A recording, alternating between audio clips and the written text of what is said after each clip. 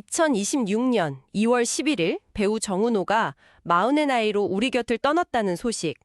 아마 이 소식 처음 들으셨을 때 다들 왜? 라는 질문부터 떠올리셨을 겁니다. 네, 그랬을 거예요. 늘 안방극장에서 참 든든하고 편안한 모습으로 우리를 만나주던 그런 배우였잖아요. 그렇죠. 그런데 그가 세상을 떠나기 바로 전날 자신의 소셜미디어에 남긴 한 게시물이 뒤늦게 발견되면서요.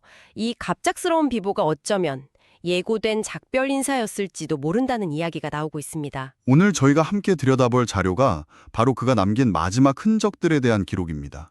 그 기록들이요? 네, 제공해주신 영상 자료를 보면 그의 배우로서의 커리어뿐만 아니라 대중에게는 잘 알려지지 않았던 개인적인 고뇌의 시간들, 그리고 주변인들에게 보냈던 마지막 메시지들이 담겨 있는데요. 네. 저희는 단순히 사건을 정리하는 걸 넘어서 우리는 왜 그가 보낸 신호를 놓쳤을까? 또 그 신호가 의미하는 건 과연 무엇이었을까? 이걸 좀 깊이 파고들어 보려고 합니다. 맞습니다. 그래서 오늘 이 시간을 통해서 화면 속 배우 정은우가 아닌 인간 정은우는 어떤 사람이었는지 함께 따라가 보려고 해요. 네, 그 이면의 모습이요? 촉망받던 농구 선수에서 묵묵히 자신의 길을 걸어온 성실한 배우가 되기까지의 여정, 그리고 그가 홀로 감당해야 했던 그 고통의 무게는 과연 어느 정도였을까요? 지금부터 그가 남긴 마지막 퍼즐 조각들을 하나씩 맞춰보겠습니다. 네, 좋습니다. 먼저 우리가 기억하는 배우 정은우의 모습부터 이야기해 볼까요? 많은 분들이 아마 2011년작 태양의 신부 같은 그 1일 드라마 속 얼굴을 떠올리실 거예요. 네, 아주 익숙한 얼굴이죠. 폭발적인 인기를 누리는 그런 톱스타는 아니었지만 매일 저녁 TV만 켜며 만날 수 있는 뭐랄까 우리 집 아들 아니면 믿음직한 사윗감 같은 그런 친숙한 이미지였죠. 바로 그 11 드라마 배우라는 점이 정은우라는 배우를 이해하는 아주 중요한 열쇠라고 생각해요. 아, 그 점이요? 네, 매일 저녁 식사 시간에 TV를 켜면 나오는 잘하는 얼굴이 된다는 건요. 그냥 스타라기보다는 거의 가족의 일원처럼 인식이 된다는 뜻이거든요. 그렇죠. 매일 보니까요. 근데 이게 양날의 검이죠.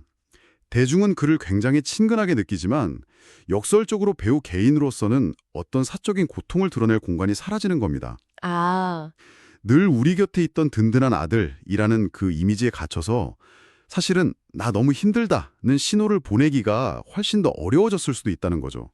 듣고 보니 정말 그렇네요. 늘 밝고 건강한 이미지를 유지해야 한다는 압박감이 분명 있었을 것 같습니다. 네, 있었을 겁니다. 자료를 보면 그의 연기 스타일도 그런 이미지랑 좀 맞닿아 있는 것 같아요. 막 소리를 지르거나 감정을 폭발시키기보다는 그 눈빛이나 미세한 표정으로 감정을 전달하는 절제된 연기를 주로 선보였잖아요. 맞습니다. 생각해보면 매일 보는 드라마는 감정선이 너무 널뛰면 시청자들이 피로감을 느끼거든요. 아, 맞아요. 지치죠. 오히려 이렇게 꾹꾹 눌러담는 듯한 연기가 긴 호흡의 드라마에서 시청자들을 더 깊이 몰입하게 만드는 그런 힘이 있었던 거죠. 묵묵히 버텨내는 캐릭터를 연기하면서 어쩌면 배우 자신도 현실의 어려움을 버텨내고 있었던 건 아닐까, 그런 생각도 됩니다. 그렇게 안방극장에서 꾸준히 사랑받는 배우의 이미지를 보면 처음부터 이 길을 묵묵히 걸어왔을 것 같잖아요. 네, 당연히 그렇게 생각하죠. 네, 학창 시절에는 장래가 아주 유망한 농구 선수였다고 해요. 인천 송도중학교하고 송도고등학교에서 선수로 활약했는데 186cm라는 키가 농구 선수로서는 사실 큰 키가 아니었음에도 불구하고 꽤 재능을 보였다고 합니다. 그랬군요. 하지만 결국 부상 때문에 그 꿈을 접어야만 했죠.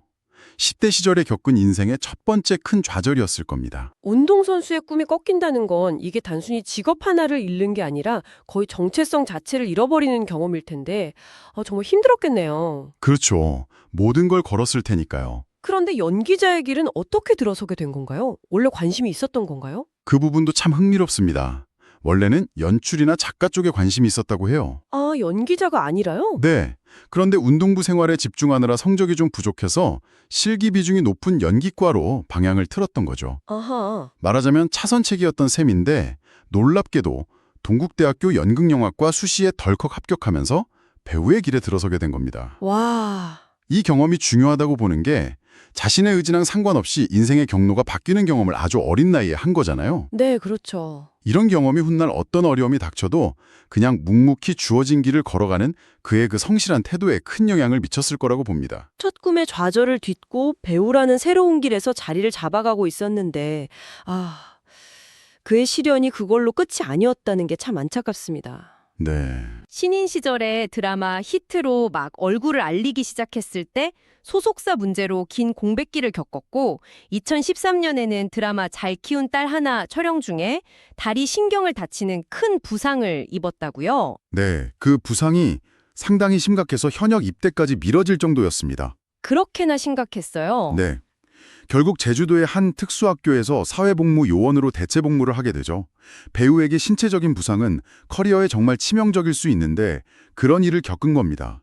게다가 같은 드라마에서 만났던 배우 박한별 씨와의 공개 연애, 그리고 7개월 만의 결별은 대중의 엄청난 관심을 받았고요. 잠깐만요. 그럼 정리해보면 농구 선수의 꿈이 좌절된 것도 큰 상처였을 텐데 배우가 된 후에도 소속사 문제로 활동이 막히고 촬영 중에 큰 부상을 당하고 또 대중의 관심이 집중됐던 연애와 결별까지 그렇죠. 이 모든 사건들이 불과 몇 년 사이에 한 사람에게 전부 일어났다고 생각하니까 그 무게가 정말 다르게 느껴지네요. 바로 그겁니다.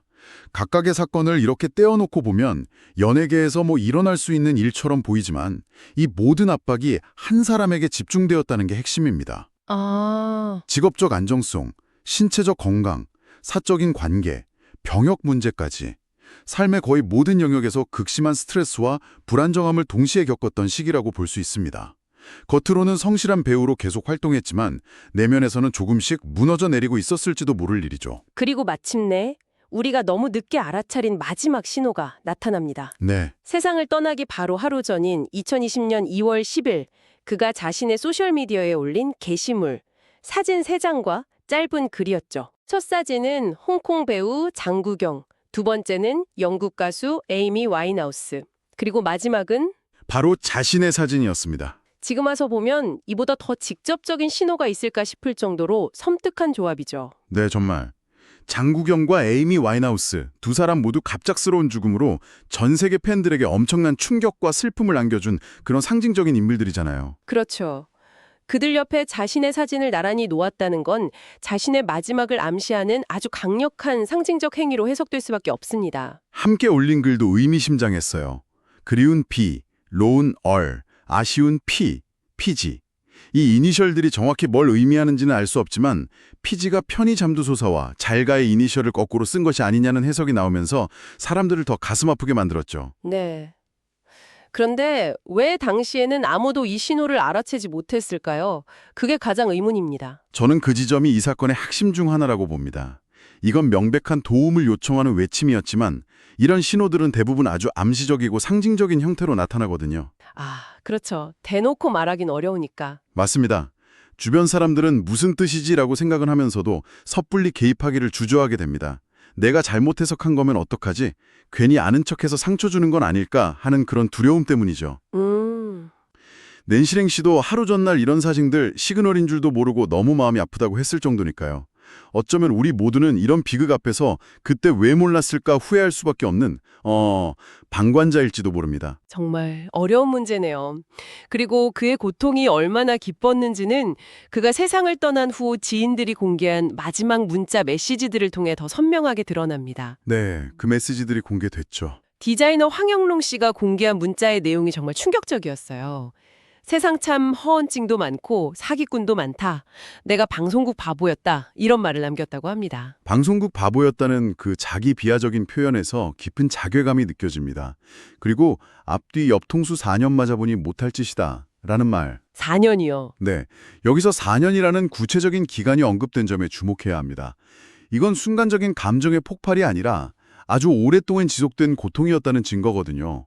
그가 겪은 인간관계에서의 배신감과 환멸이 얼마나 극심했는지 짐작할 수 있는 대목입니다. 10년을 넘게 형 동생했던 것들이라면서 말을 잇지 못하는 부분에서는 정말 가슴이 먹먹해지더라고요. 그렇죠. 가장 믿었던 사람들로부터 받은 상처가 얼마나 깊었을지. 이 메시지들은 그가 단순한 우울감이나 슬픔을 넘어서 세상과 사람에 대한 근본적인 신뢰를 잃어버린 상태였음을 보여줍니다. 사람에게 받은 상처를 또 다른 사람에게 위로받으려 했지만 그마저도 참 더럽다고 표현할 정도로 연이은 배신을 겪었던 것 같아요. 이런 상황에 부닥치면 누구라도 극심한 고립감을 느낄 수밖에 없죠. 그런데 그 와중에도 그는 어떻게든 버텨보려고 애썼던 것 같아요. 스스로에게 버티는 게 결국 이기는 것이더라 라고 다짐하는 문자를 보내기도 했으니까요. 네, 그 부분이 참 마음이 아프죠. 하지만 바로 뒤이어서 버텨라, 힘내라는 말은 거짓이더라 라고 말하는 부분에서 그의 내면이 얼마나 처절하게 싸우고 있었는지 느껴집니다.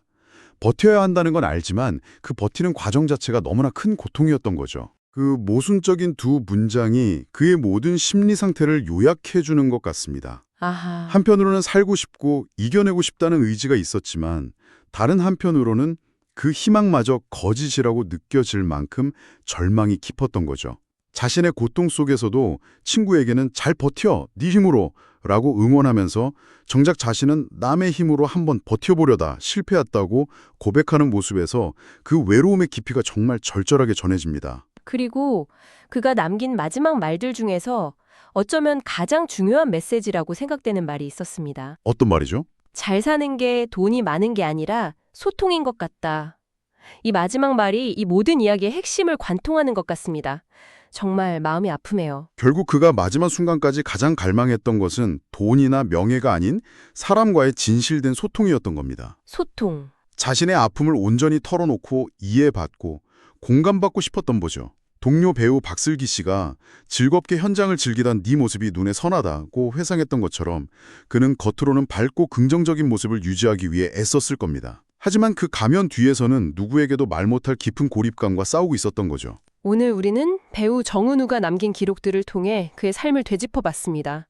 안방극장의 친숙한 얼굴, 그 든든한 아들이었던 그는 화면 뒤에서 우리가 상상하기 힘든 배신과 외로움으로 오랜 시간 고통받고 있었습니다. 네. 그리고 그가 필사적으로 보냈던 마지막 신호를 우리는 너무 늦게야 해석하고 말았네요. 소설가 소재훈 씨가 남긴 내게 온 마지막 문자의 답장이 너무 늦었구나 라는 추모글이나 다른 동료들의 연락 한번 못 해봐서 미안하다는 후회가 유독 무겁게 다가오는 이유입니다. 네, 그 글들을 봤습니다. 이들의 후회는 비단 그들만의 것이 아니라 우리 모두에게 던져지는 질문이기도 하거든요. 혹시 당신은 당신 주변 사람들의 보이지 않는 고통과 그들이 보내는 희미한 신호에 얼마나 민감하게 반응하고 있나요? 그가 마지막까지 원했던 소통, 어쩌면 우리는 소통이라는 말을 너무 쉽게 생각하고 있는지도 모르겠습니다. 단순히 안부를 묻고 대화를 나누는 것을 넘어서 상대방의 말하지 않는 고통까지 들여다보려는 노력, 그게 바로 진정한 소통의 시작이 아닐까요? 오늘 이 이야기가 혹시 당신도 누군가 보내는 절박한 신호를 무심코 스쳐 지나가고 있지는 않은지 주변을 한번 돌아보는 계기가 되었으면 합니다.